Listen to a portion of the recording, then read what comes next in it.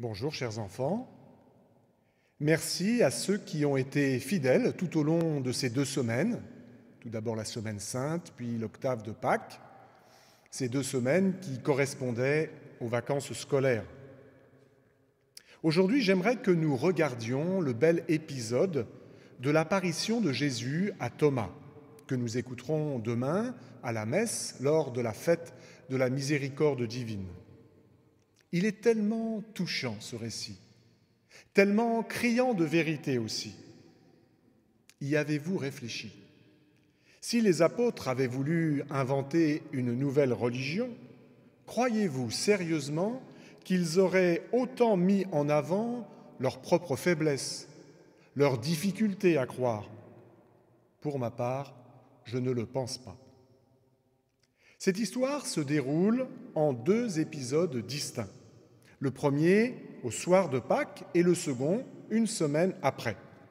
Donc, première apparition de Jésus un dimanche et la seconde avec Thomas un dimanche également, le premier jour de la semaine. Jésus apparaît donc une première fois, mais nous avons déjà commenté cet évangile jeudi. Ce qui nous intéresse aujourd'hui, c'est la deuxième partie. En effet, saint Jean nous précise que l'apôtre Thomas, surnommé Didyme, c'est-à-dire jumeau, était absent le soir de Pâques quand Jésus est apparu. Mais où était-il donc, ce cher Thomas? L'Évangile ne nous le dit pas. Il n'est certes pas allé faire ses courses au supermarché du coin. Était-il parti beaucoup plus loin? Je veux dire plus loin dans son cœur. A-t-il été pris par un désespoir profond qui l'aurait fait fuir la compagnie des autres apôtres? On ne le sait pas. En tout cas, il revient au Cénacle, mais beaucoup plus tard. Et là, forcément, les autres apôtres, les 10 donc, se précipitent sur lui pour lui faire part de la nouvelle. « Thomas, Thomas, mais où étais-tu passé? Nous avons vu le Seigneur. » Oui, pendant ton absence, alors que les portes étaient verrouillées, le Maître est venu. Jésus. Jésus était là en personne, en chair et en os, comme on te voit. Oh, tu sais, au début, comme on a eu peur, Matthieu s'est même caché sous la table.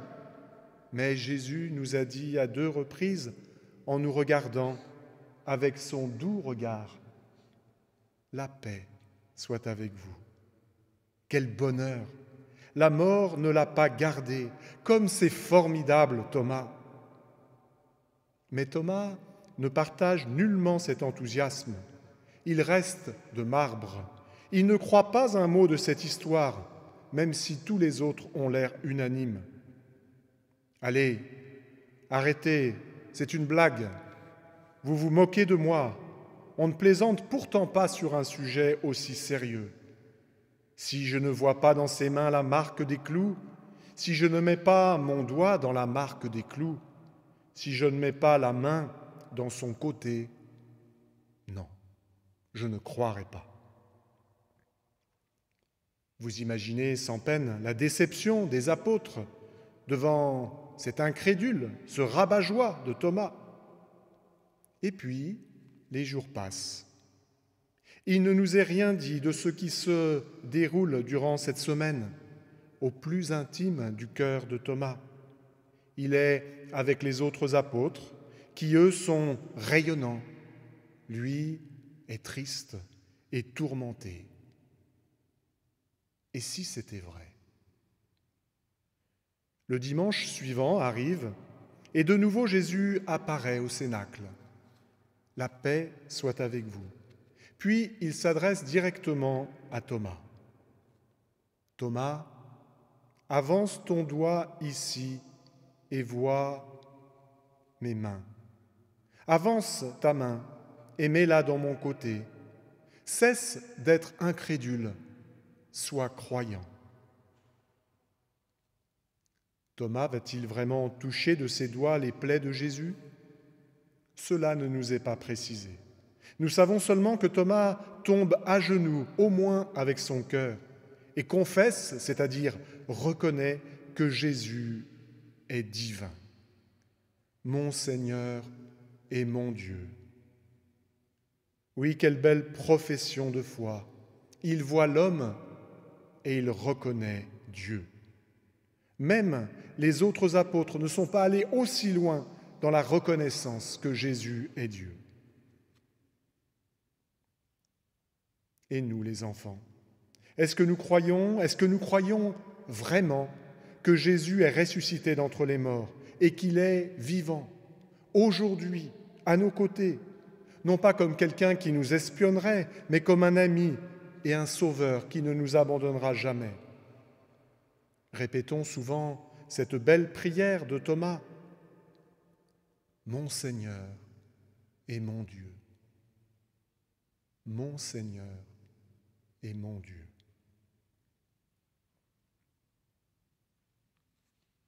Bravo à Geoffrey qui a donné hier la bonne réponse de la question. C'était bien un dimanche, jour de la résurrection, que Jésus est apparu aux disciples sur le chemin d'Emmaüs. Et c'est à mardi que je vous donne rendez-vous, car le mardi, c'est le jour du caté. La question du jour, comment appelle-t-on également l'apôtre Nathanaël? C'est un peu dur, mais je ne veux pas dire que je vous l'ai dit, mais je vous l'ai dit. Bonne chance à tous.